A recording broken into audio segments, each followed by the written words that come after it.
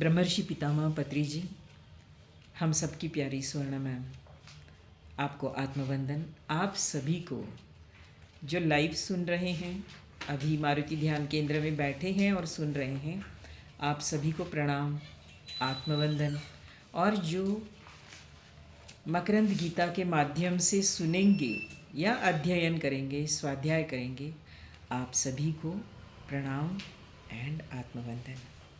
कुछ इंस्ट्रक्शंस कहो या विनती कहो बताई जा रही हैं, जो आप थोड़ा सा हमें सहकार्य करें इस बारे में।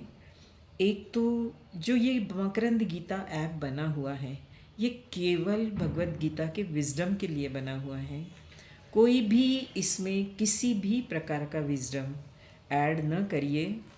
एक्चुअली हमको आगे वीकली लोगों को ऑडियोज़ भेजना है और ये पूरा ग्रुप इसीलिए केवल बना हुआ है, तो क्षमा करें हम आपको मना कर रहे हैं, मगर कृपया इस पर कोई भी किसी भी प्रकार का विजडम ऐड न करें। दूसरी चीज़, कल का जो वीडियो है भगवत गीता का, वो थोड़ा आधा अधूरा था, कुछ टेक्निकल प्रॉब्लम्स के कारण ये हुआ, तो आप हमें इसके लिए भी क्षमा करें। कल की जो चीज़ें बची हैं वो आज हम कवर अप कर लेंगे। इस भगवत गीता में के सेशन में पत्री जी की भगवत गीता रेफरेंस में ली जा रही है, जिसका नाम है श्री कृष्णामृत श्रीमद् भगवत गीता सार, जो फिर से एक बार जब हम भगवत गीता शुरू करेंगे फिर से बताया जाएगा। अगले विनती ये है कि सोमवार से शुक्रवार तक हमारे भगवत गीता के कभी एक, कभी दो, कभी तीन ऐसे श्लोकों का डिस्कशन होगा, रोज होगा, क्योंकि वो विषयों के आधार पर रहेगा। विषय जैसा है, अगर एक ही श्लोक में विषय पूर्ण हो रहा है, जैसे आज हम एक ही श्लोक लेंगे तो हम एक ही श्लोक का डिस्कशन करेंगे। अगर 3 या 4 श्लोकों की ज़रूरत पड़ रही है तो हम उतने लेंगे। इस प्रकार वीकली करीब करीब मंडे टू फ्राइडे रोज़ 2 या 3, 5 दिन में 10 से 12 या 9 भी श्लोक हो सकते हैं। आपको शनिवार के दिन वो पूरे श्लोक खुद की ऑडियो या वीडियो बना के देख कर पढ़ना है। भगवत गीता के पुस्तक में देख कर पढ़ना है, क्योंकि माय डियर फ्रेंड्स, संस्कृत से हम इतने अवेयर नहीं हैं।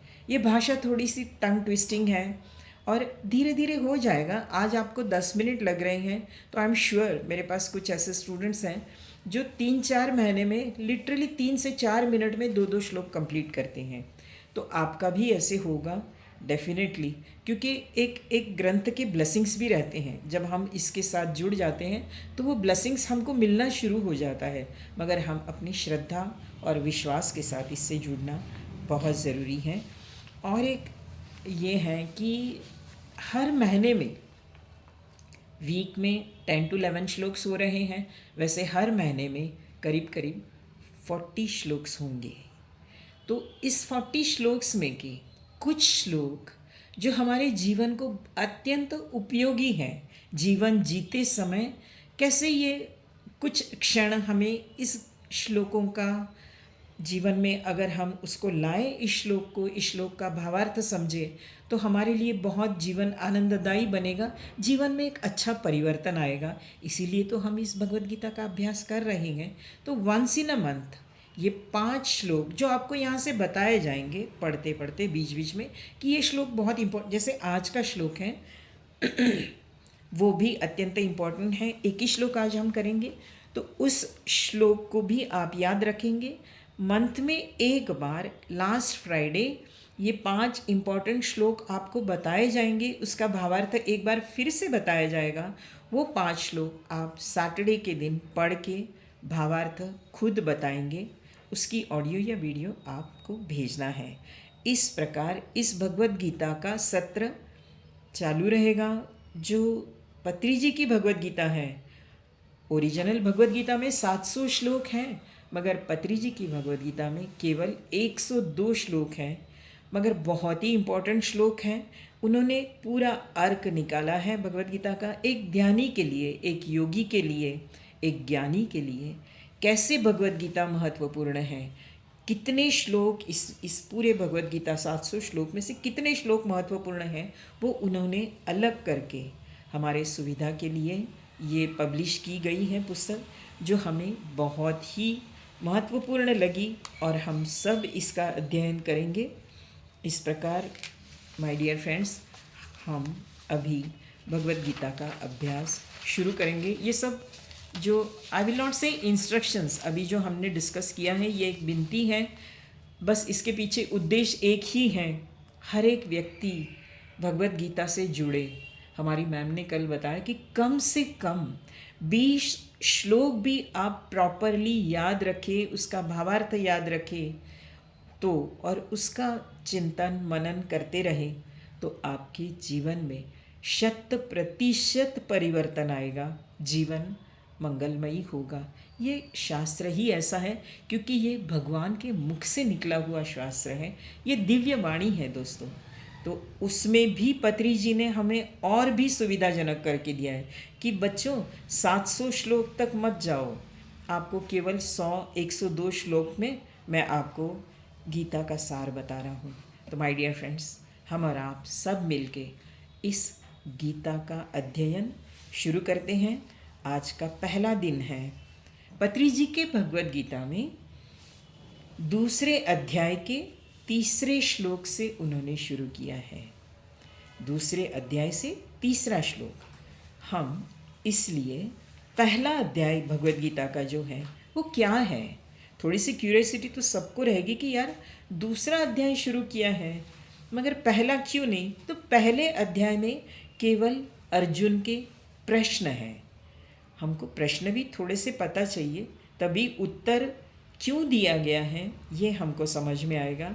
पत्री जी का ज्ञान, उनकी बुद्धिमत्ता एक हाईएस्ट लेवल की है, मगर माय डियर फ्रेंड्स, हम सब एक बहुत कम लेवल पर जी रहे हैं, हमारा ज्ञान भी वैसा है, और भगवद गीता का स्वाध्याय करते करते, मेडिटेशन करते करते हम उस लेवल तक डेफिनेटली पहुंचेंगे।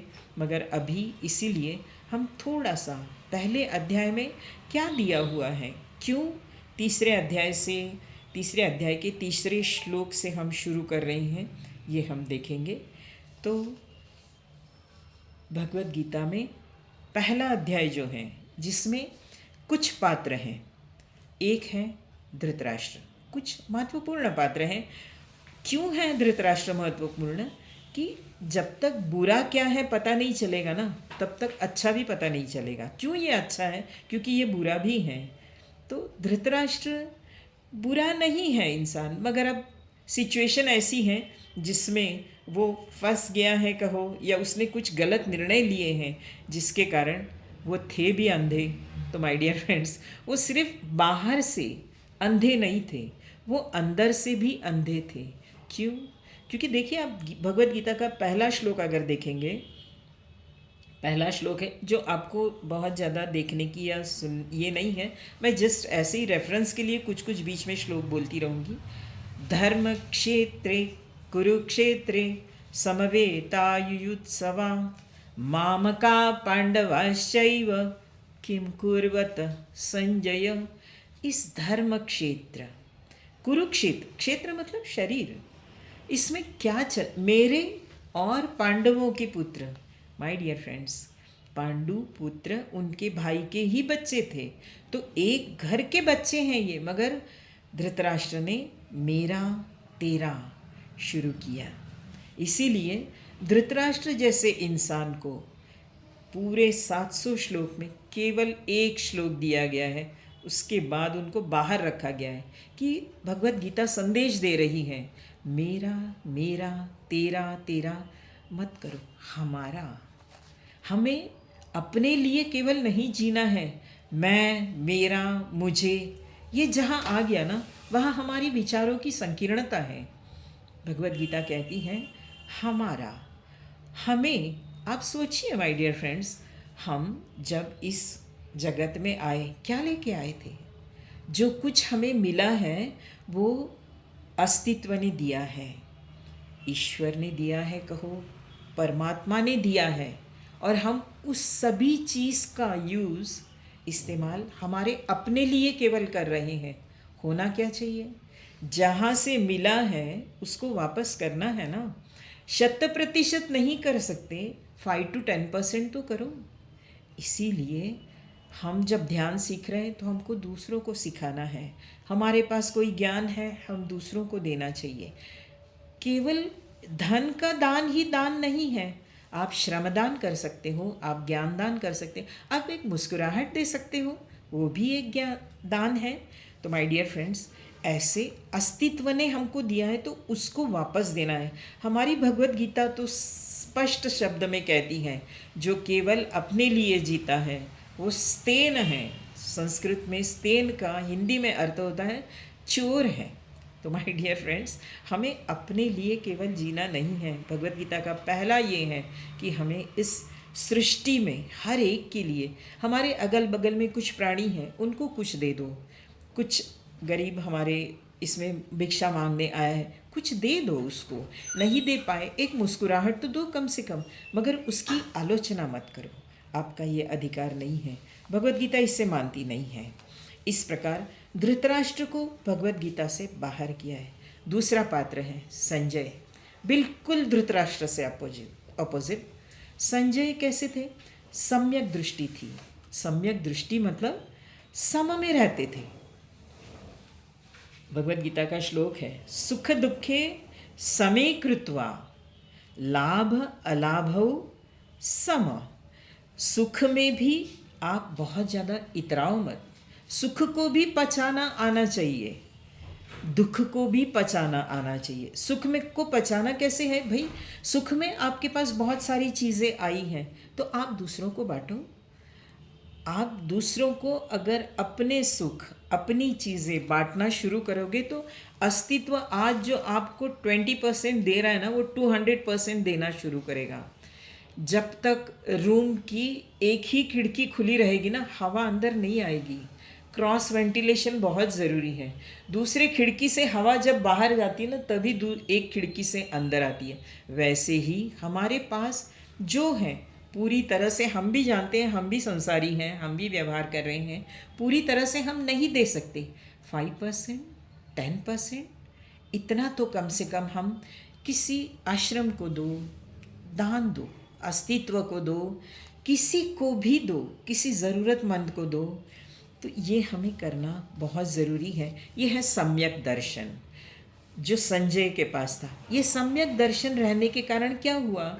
संजय को वेदव्यास ने, कल हमने वेदव्यास के बारे में चर्चा की थी थोड़ी सी, वेदव्यास ने संजय को दिव्य दृष्टि दी थी। दिव्य दृष्टि मतलब दूर की दृष्टि। हम जहाँ नहीं देख सक रहे थे वहाँ तक संजय देख पा रहा था, दीवारों के उस पार भी देख पा रहा था। और ये दृष्टि व्यास जी ने उन्हें दी थी संजय को।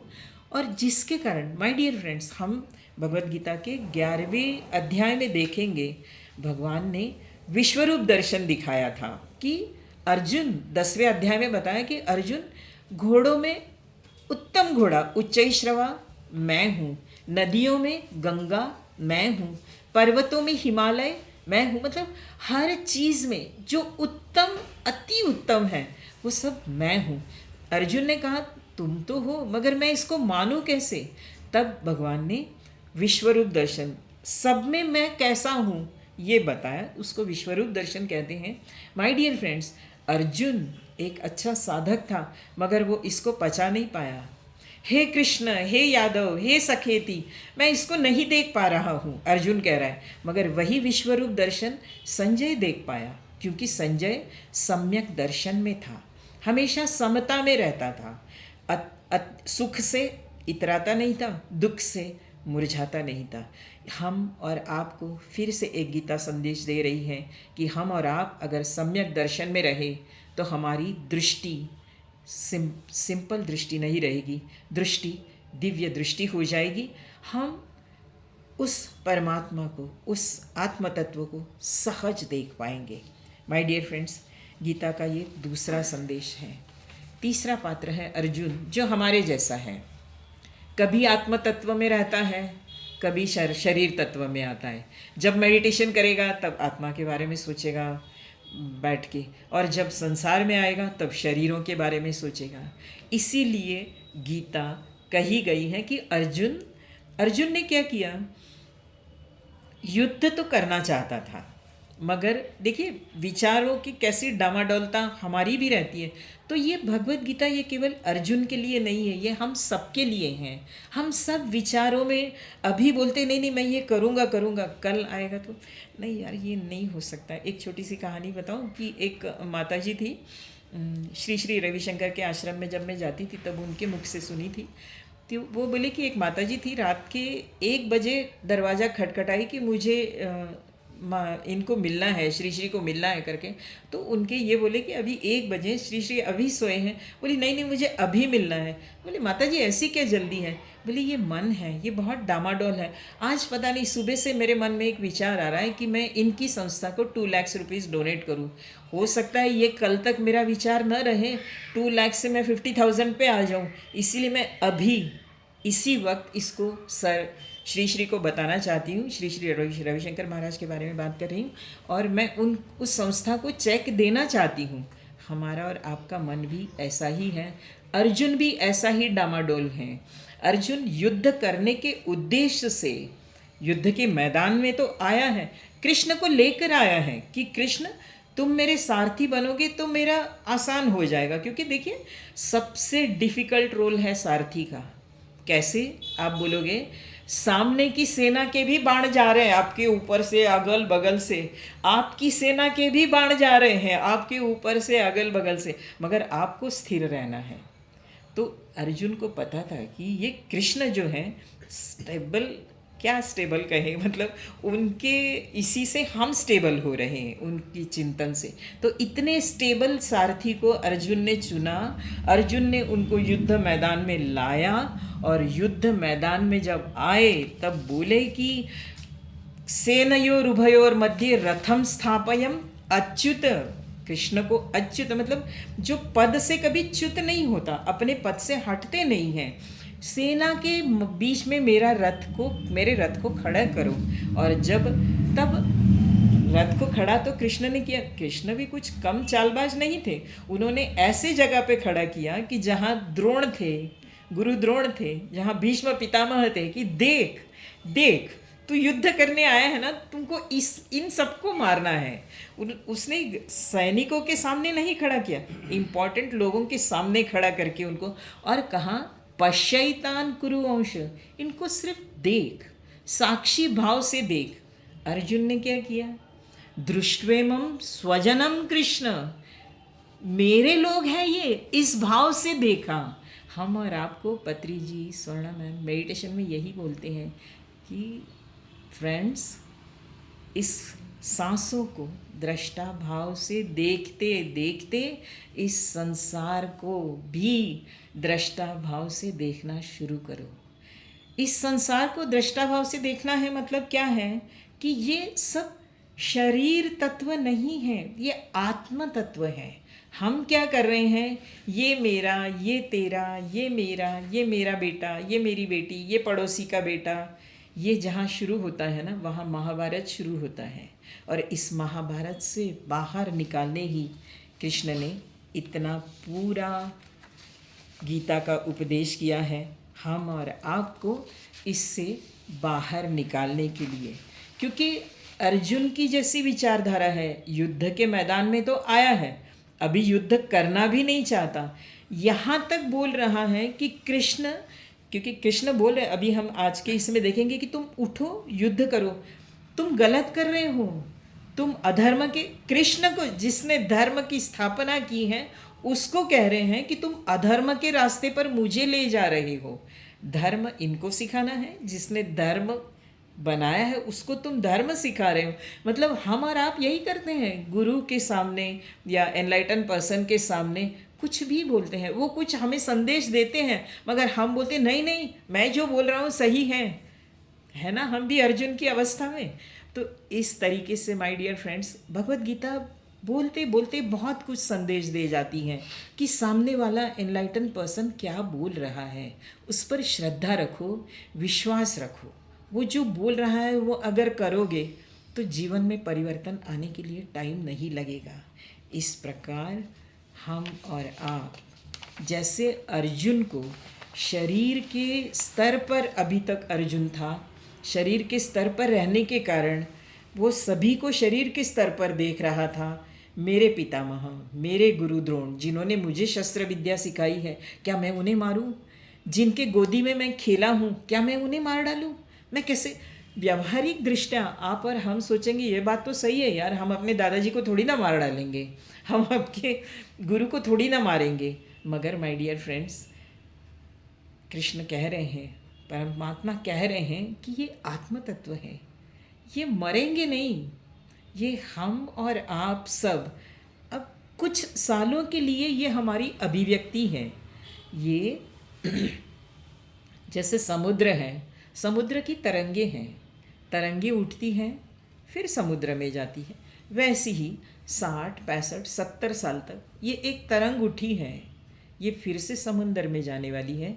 मगर आत्म तत्व, शरीर जाएगा, आत्मा तो वही रहेगी। तो इसीलिए कृष्ण अर्जुन को शरीर के स्तर से आत्मा के स्तर तक लाने के लिए ये भगवत गीता है।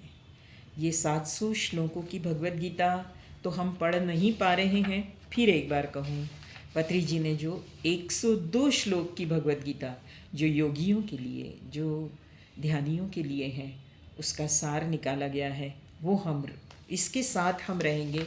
माय डियर फ्रेंड्स, इस भगवत गीता का अध्ययन करते समय हम अपना एक हाथ पत्री जी के हाथ से मेरे देंगे और दूसरा हाथ उस परमात्मा कृष्ण के हाथ में देंगे, ताकि हम दोनों हाथों से, एक तो एक एनलाइटन पर्सन हमारे साथ है, मोस्ट एनलाइटन पर्सन, और दूसरा एक परम आत्मा हमारे साथ है। तो वैसे ही जीवन में बिल्कुल फिजिकली नहीं मगर मेंटली हम रह सकते हैं, पत्री जी के तत्वों के साथ रह सकते हैं, कृष्ण की भगवत गीता के साथ हम आज भी हम कह रहे हैं कि 5, केवल महीने में 5 श्लोक जिनको आपको पठन करना है, जिनका भावार्थ आपको समझ लेना है, जिससे आपके हमारे जीवन में परिवर्तन आता है। मैंने ये परिवर्तन देखा है माय डियर फ्रेंड्स, मैंने अनुभव हर चीज़ का किया है, तभी मैं आपको खुलकर बता रही हूँ कि ये ऐसे होता है। भगवत गीता से परिवर्तन बहुत आता है। मेरा एक नाती है जो शुरू में बहुत ही बात कर भी नहीं पाता था, 1 साल से भगवत गीता सीख रहा है। आप बिलीव नहीं करोगे, he is now 8th standard. वो लड़का हारमोनियम में फर्स्ट, तबला बजाने में फर्स्ट, चेस खेलने में फर्स्ट, क्रिकेट में फर्स्ट, स्कूल में फर्स्ट। योग कर्मसु कौशलम। और वो बोलता भी है, जब से भगवत गीता मेरे इसमें आई ना, आंटी आप मेडिटेशन भी करा रहे हो, तब से पता नहीं मैं जहाँ भी जाता हूँ मुझे प्राइज़ मिलता है। अच्छी बात है। अभी भी कल गीता जयंती के दिन उसके कुछ ये थे, परसों के दिन हमने एक रात के 10:30 बजे तक डिस्कस किया, तो कल बता रहा था आंटी मुझे मेडल मिला, ये आपके नाम पे। मैं नहीं, मैं तो सिखाती हूँ, कई बच्चे सीख रहे हैं, मगर तू उस पर मेहनत कर रहा है, ये तेरे ही कष्ट का है जो भी है। तो माय डियर फ्रेंड्स, हम और आप सब ये हो सकते हैं, जिस भी क्षेत्र में हम हैं हम एक्सेलेंट हो सकते हैं। मेडिटेशन और भगवत गीता का स्वाध्याय, नॉट ओनली भगवत गीता एक अपने जीवन के परिवर्तन के लिए दी बेस्ट है, मगर कहीं ना कहीं स्वाध्याय से जुड़ना ही पड़ेगा हमें, तभी हो सकता है। क्योंकि सिर्फ मेडिटेशन हम करने से फ़ायदा ज़रूर होगा, मगर हम इतने देर तक नहीं कर सकते। और आत्मतत्व क्या है, कैसे हमको वहाँ तक पहुँचना है। जैसे गृहिणी रहती है ना, अभी संक्रांति पास आई है, तो बोलते हैं अरे यार तेरे तिल्ली के लड्डू बहुत अच्छे बनते हैं, कैसे बनाती हो? तो वो फ़ोन पे बताती है कि मैं ऐसे ऐसे बनाती हूँ, मगर कुछ कुछ छोटे से नुक्स रहते हैं जो वो बताना भूल जाती है। नहीं यार मैंने वैसे ट्राई किया मगर तुम्हारे जैसे नहीं बना। तो हम क्या करते हैं, बोलते हैं उसको आना मेरे घर, बताना एक बार, है ना। तो केवल फ़ोन पे केवल सुनने से नहीं हुआ, हमने क्या किया, उसको जानने के लिए सत्संग किया और फिर उसके जैसे बनाने की कोशिश की। तो इसी प्रकार अध्यात्म में केवल सुनने से नहीं होगा, मनन करना होगा, उसके साथ रहना होगा, तभी हम उसको अंदर कर पाएंगे। माय डियर फ्रेंड्स, पहले अध्याय में जैसे हमने कहा कि अर्जुन युद्ध करने के लिए तैयार नहीं है और कह रहा है कि सीदंती मम गात्राणि मुखम च परिशुष्यते वेपथुश्च शरीर। मेरे गात्र जो है ना, मेरा जो शरीर है ना, वो कांपने लगा है कृष्ण, मैं नहीं युद्ध कर सकता। ऐसे कहते हुए मेरा गांडीव भी मैं चला नहीं पा रहा हूँ।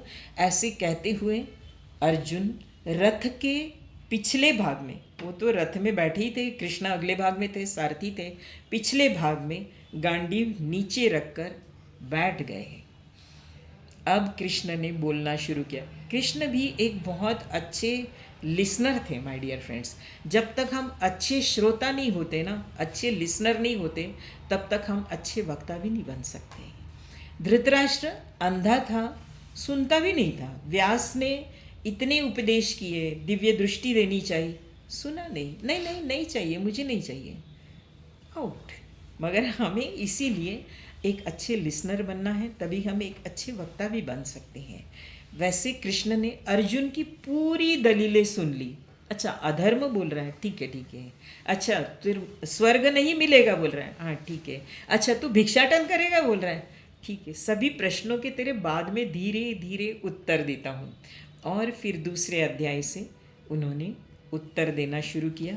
उसका आज हम एक ही श्लोक देखेंगे जो भगवद गीता में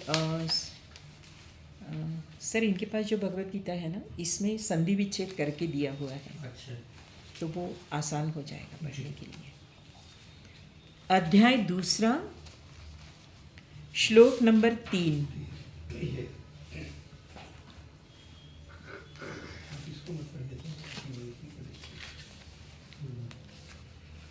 ये श्लोक है पत्री जी की भगवद गीता का पहला श्लोक है जो हम पढ़ रहे हैं। माय डियर फ्रेंड्स, जितना हो सके हम ध्यान से सुने श्लोकों को और वैसे ही उच्चार करने की कोशिश करें।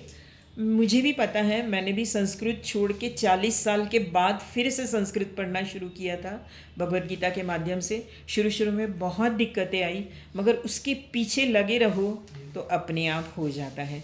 क्यों? क्योंकि संस्कृत में ह्रस्व और दीर्घ मात्राएं, संस्कृत में संधि विच्छेद बहुत इम्पॉर्टेंट है। अगर उसमें गलती हुई तो भागवत में एक कथा आती है, वृत्रासुर नाम का राक्षस था। वृत्रासुर को उसके पिता ने इसीलिए बनाया कि इंद्र को मारने के लिए बनाया। मगर मैं अभी वो मंत्रों का ये भूल गई। मंत्र उच्चारण यज्ञ करते समय एक स्वर जो था वो दीर्घ के बदले ह्रस्व हुआ, तो वृत्रासुर से इंद्र को मारना था, मगर इंद्र ने वृत्रासुर को मारा। केवल एक ह्रस्व दीर्घ, कल मैं श्लोक वो देख के आऊँगी, ह्रस्व दीर्घ की मात्रा इधर उधर होने से पूरा मीनिंग चेंज हो गया। इसीलिए संस्कृत पढ़ते समय मात्राओं का बिल्कुल ख्याल रखना है और संधि विच्छेद करके पढ़ना है। कुछ नियम मैं बीच बीच में बताते रहूँगी संस्कृत के कैसे हैं करके, है ना। ये श्लोक जब हम देखेंगे, पहला श्लोक है पत्री जी के भगवद गीता का। और नॉर्मल जो भगवद गीता है, रामसुखदास जी महाराज की जो भगवद गीता है, जो गीता प्रेस की भगवद गीता है, उसमें दूसरे अध्याय का तीसरा श्लोक अगर आपके पास ये रहेगी तो पेज नंबर 17, अध्याय 2, तीसरा श्लोक है। मैं श्लोक पढ़ रही हूँ।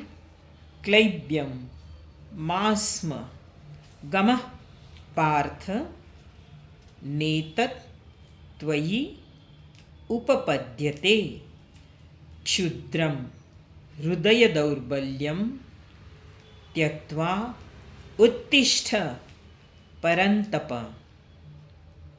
अर्जुन को कहा जा रहा है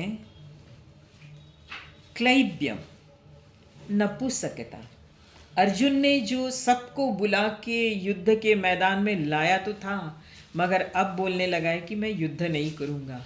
कल भी मैंने ये उदाहरण दिया था। ये ऐसा हुआ कि एक वर है, एक लड़का है, लड़की को देखा, पसंद किया, लड़की वाले घर आए, लड़के वाले लड़की को घर गए, सब फिक्स हुआ, एंगेजमेंट हुई, शादी होने के लिए वरमाला डाल रहा है, तब बोल रहा है नहीं नहीं नहीं, मैं इस लड़की से शादी नहीं करूँगा। तो पिताजी बोलेंगे अभी तक सो रहा था, क्या कर रहा था, ये कायरता कहाँ से आई। वैसे कृष्ण अर्जुन को कह रहे हैं क्लैब्यम, नपुंसकता, कायरता, दुर्बलता। माँ मतलब मत। हम इसमें भी देखेंगे कर्मण्येवाधिकारस्य माँ फलेषु कदाचन। फल की इच्छा नहीं कहेंगे हम, फल के बारे में मत सोच। फल में तेरा अधिकार नहीं है, कर्म करने में तेरा अधिकार है, फल में नहीं है। सो माँ, संस्कृत का माँ मतलब नहीं। क्लैब्यम माँ स्म गम पार्थ।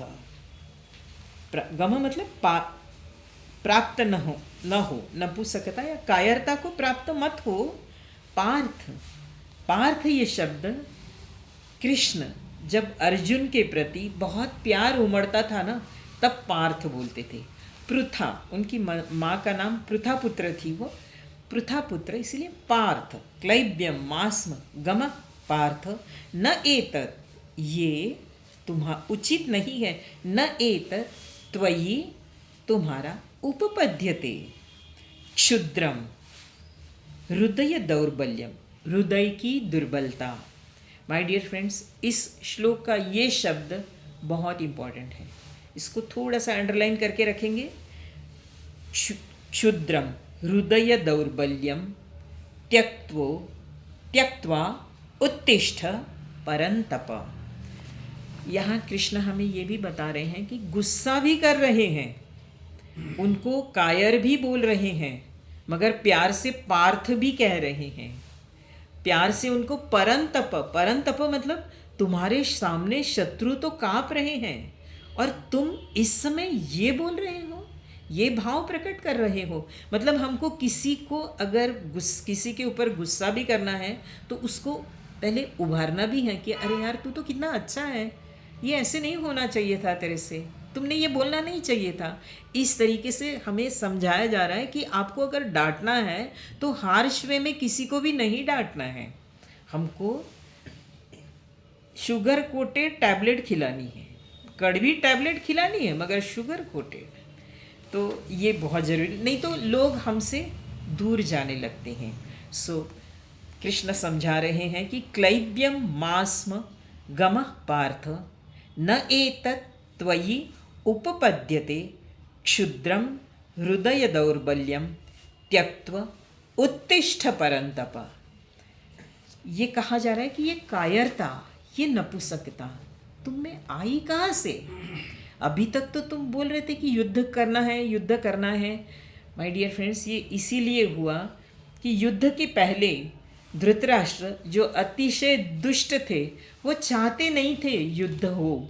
वो चाहते थे कि हमारे पास जो राज्य है, मेरे बच्चों के पास जो राज्य है, मेरे बच्चों के पास ही रहे, पांडवों को कुछ न मिले। इसीलिए उन्होंने संजय को भेजा था अर्जुन का ब्रेन वॉश करने कि क्यों युद्ध कर रहा है, युद्ध में तो अपने दादाजी को मारेगा, अपने गुरु को मारेगा, अपने बंधुओं को मारेगा, क्या मिलेगा ये सब करके? राज्य मिलेगा, राज्य किस काम का? अगर हमारे बंधुगण को मार के ऐसे राज्य मिला तो हम तो पक्का स्वर्ग हमको नहीं मिलेगा। इस प्रकार अर्जुन का ब्रेन वॉश करने संजय को भेजा गया था। वो अर्जुन के दिमाग में चल रहा था, इसीलिए अर्जुन बोल रहा था मैं युद्ध नहीं करूँगा। तो कृष्ण उनको बोल रहे हैं उठ, कायर जैसे मत बैठ। ये कायरता कहाँ से आई? तुम तो परंतप हो। कायरता माय डियर फ्रेंड्स, हृदय दुर्बलता क्यों होती है पता है आपको? हम हृदय से दुर्बल हो जाते हैं कभी कभी। निगेटिव थिंकिंग, हमारे अंदर जो षड्विकार हैं, कामना, काम, क्रोध, लोभ, मोह, मद, मत्सर। मुझे लगता है कि सबको इसके अर्थ पता है। कामना करते हैं, देखो हम कभी किसी से कामना करते हैं ना तो हम थोड़े से दीन हो जाते हैं, है ना, देना यार, है ना। मत्सर भी करते हैं तो हम ऐसे दिखाते नहीं कि हम आपसे मत्सर कर रहे हैं, हम ऐसे इतने अच्छे पॉलिश्ड वे में उनसे ये करते हैं मगर मन में मत्सर रहता है। तो ये हम कर कुछ रहे हैं, हम बोल कुछ रहे हैं। इन षड काम, क्रोध, क्रोध में तो क्रोध के परिणाम तो हम जानते हैं। क्रोध क्या है? पहले ये ऐसा अंगार है, पहले हमारा हाथ जलता है फिर दूसरों पे फेंका जाता है। देखो, हम कभी जब भी क्रोध करते हैं, सबसे पहले हमारी मेंटल स्थिति कैसे चेंज होती रहती है, आप खुद, हम एक मेडिटेटर हैं, हम अपना ये करें, इंट्रोस्पेक्शन करते रहें कि क्या, जब मुझे क्रोध आता है, वो आवेग आता है, तो मेरे में क्या बदल हो रहा है। हम ये कर सकते हैं, जब क्रोध आता है तो शांत हो जाओ और अंदर की हलचल देखो। सामने वाले की हलचल क्या रहेगी नहीं पता, मगर सबसे ज़्यादा हलचल हमारे में रहती है, और सबसे ज़्यादा नुकसान जो क्रोध करता है ना उसकी होती है। क्योंकि क्रोध तो उस क्षण हो जाता है, मगर उसके वाइब्स अंदर चलते रहते हैं, चलते, फिर हम मेडिटेशन में भी बैठेंगे तो वो याद चीज़ आती रहेगी, अरे यार ऐसे हुआ, आज ये क्रोध नहीं होना चाहिए था, ये वो ब्ला ब्ला। तो ये काम, क्रोध, लोभ, लोभ तो हम सब जानते हैं, मद, अहंकार, मत्सर, ये सब हमारे हृदय को दुर्बल करते हैं। माय डियर फ्रेंड्स, इन षड रिपु, 6 शत्रु हैं हमारे अंदर, इनको हम इंट्रोस्पेक्शन से देखते रहे, क्या हम में ये शत्रु हैं? अगर ये हैं तो ये हमारी दुर्बलता का कारण है। हृदय जब भी दुर्बल होता है, हम दुर्बल हो जाते हैं, हम रोना चालू करेंगे, फिर वो बाहर कैसे आएगा? हृदय की दुर्बलता इधर रोने से आएगा या तो और गुस्सा करेंगे, क्योंकि हम दुर्बल है हृदय से। सामने वाले को हम देखना नहीं चाहते कि वो स्ट्रांग पर्सनैलिटी है, तो हम गुस्सा करके सामने वाले को दबाना चाहते हैं, जिसमें और नुकसान होता है। तो ये हृदय की दुर्बलता जब भी हम में आए, हम इंट्रोस्पेक्शन करें कि ये आ कहाँ से रही है, कौन सा मेरा ये निगेटिव जो भाव है जिसके कारण मेरा हृदय दुर्बल हो रहा है। और माय डियर फ्रेंड्स, इस हृदय दुर्बलता का सॉल्यूशन एक ही है, मेडिटेशन। क्योंकि हमको पहचानना है कि अभी मुझे क्रोध आ रहा है और मैं इस क्रोध को बाहर आने नहीं दूंगा, इसको मैं देखूंगा और उसको सबसाइड करने की कोशिश करूंगा, क्योंकि वो जितना बाहर आएगा वो मेरे मनोबल को कम करेगा। और मुझे हृदय की दुर्बलता अगर मेरी रहेगी तो मैं, जैसे अर्जुन की अवस्था है, सीदंती मम गात्राणि मुखम च परिशुष्यते, मैं कुछ भी नहीं कर पाऊंगा। देखो, जब हम दुर्बल हो जाते हैं ना, तब हम कुछ नहीं, विकार में और बहते रहते हैं, हम कुछ कर नहीं पाते, पॉजिटिव थिंग्स हमसे होती ही नहीं। इतना अच्छा युद्ध करने के लिए आया है, मगर हुआ क्या? परिस्थिति के वश हो गया, हृदय दुर्बल हो गया, बैठ गया। और अर्जुन जैसा परंतप हम और आपकी तो कहाँ गणना है इसमें, है ना। तो हमेशा याद रखें कि ये जो जिस पथ पर हम जा रहे हैं, क्या उस पथ से, इस विचारों से हमारे अंदर के षड विकार में से कोई भी एक विकार भी जगे, हम आगे सेकंड या थर्ड में देखेंगे कि एक भी इंद्रियों के अगर हम वश में गए तो कैसे हमारा पतन होता है। 5 ज्ञानेंद्रिय हैं हमारे पास, मगर एक भी इंद्रिय अगर गड़बड़ करे उसमें से, इसीलिए भगवत गीता है, इसीलिए मेडिटेशन है कि करना सब कुछ है, भोगना सब कुछ है, मगर सीमित। वो सीमा क्या है वो हमें भगवत गीता सिखाती, वो सीमा क्या है वो हमें मेडिटेशन सिखाता है। तो माय डियर फ्रेंड्स, इस प्रकार हम इस हृदय की दुर्बलता को कम कर सकते हैं, रोक सकते हैं, बंद कर सकते हैं मेडिटेशन से, स्वाध्याय से। इंट्रोस्पेक्शन बहुत ज़रूरी है। रोज़ रात को सोते समय 5 मिनट अपने आप को दो कि आज दिन भर में मैंने क्या किया, क्या क्या गलतियाँ की, कितना मैं मेरा मुझे किया। दूसरे दिन से पता चलेगा मैं दिन भर यही करता रहा, मतलब आज मैं भगवत गीता के साथ नहीं था, आज मैंने मेडिटेशन ठीक से नहीं किया, क्योंकि मैं केवल अपने साथ था। स्व के साथ रहना डिफरेंट है, शरीर मैं के साथ, मेरे शरीर के साथ रहना डिफरेंट है। स्व मतलब आत्म तत्व के साथ, दैट इज़ द वननेस। वहाँ अगर आप पहुँच गए तो फिर मेरा तेरा रहेगा ही नहीं। कहाँ रहेगा मेरा तेरा? वहाँ मेरा तेरा खत्म हो जाएगा। फिर पत्री जी के 5 सूत्र ऐसे ही आएंगे। क्या है 5 सूत्र? हम सब जानते हैं, है ना, कि भाई हम किसी से कंपेयर नहीं करेंगे, क्योंकि मैं ही तुम हो, तुम ही मैं हूँ। अहम ब्रह्मास्मि से तत्वमसि तक पहुँचेंगे हम, तू और मैं एक ही है।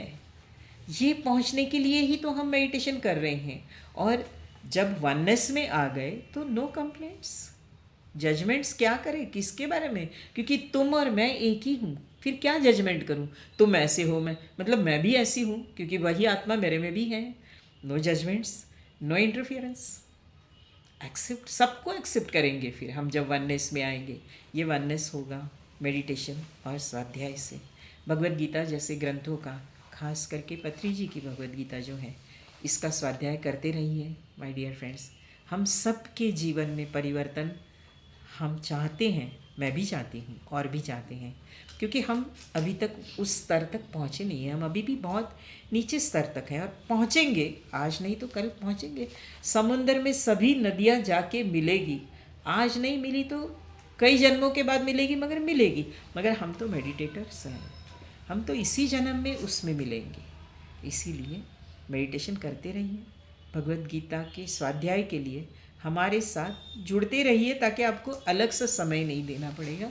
कभी भी दिन भर में आप व्हाट्सएप खोल के इस प्रकार भगवद गीता का स्वाध्याय कर सकते हैं। आप सभी को प्रणाम, थैंक यू। आप सभी के कारण मुझे ये भगवद गीता की सेवा का मौका मिला है।